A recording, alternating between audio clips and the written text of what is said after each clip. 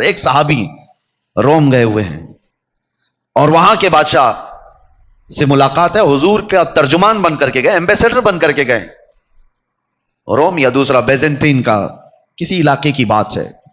اس بادشاہ نے آپ کے وہ صحابی حضرت نعمان، ان کے اعزاز میں قالین بچھا دیا ریشم کی، اور کرسی لگا دیا سونے کی کلائی کی ہوئی کرسی، کیونکہ دھاک بیٹھی ہوئی تھی عرب کی لوگوں کے دلوں میں۔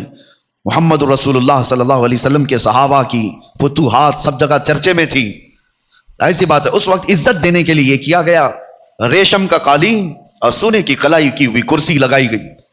وہ صحابی رسول کے استقبال میں، حضور کے نہیں، حضور کے ترجمان، حضور کے سفیر، جیسے ہی وہ آئے انہوں نے دیکھا، اپنی تلوار سے انہوں نے وہ قالین کو اٹھا کے پھینک دیا، زمین پر چل کر کے آئے، کہا کہ اس پہ قدم نہیں رکھوں گا، ہٹا دیا گیا۔ ارے ریڈ کارپیٹ آج کس کے لیے نہیں بچھایا جاتا ہے؟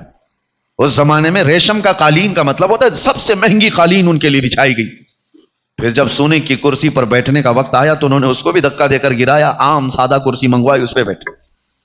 تو وہ وقت کا جو بادشاہ تھا اس نے کہا کہ اتنا غرور ہے آپ لوگوں کے اندر، اتنا ایٹیٹیوڈ، ہماری دی ہوئی چیزوں کا استعمال نہ کرنا، یہ کیا ہے؟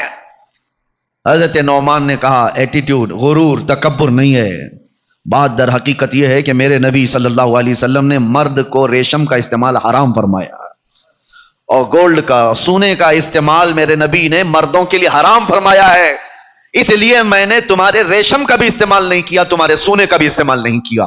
کہنے والوں نے کہا وہ عرب کے رسول ہیں، آپ کہاں ہے؟ وہ یورپ میں آئے ہو، وہ عرب میں بیٹھے ہوئے مدینے میں ہیں اور تم یہاں پر ہو۔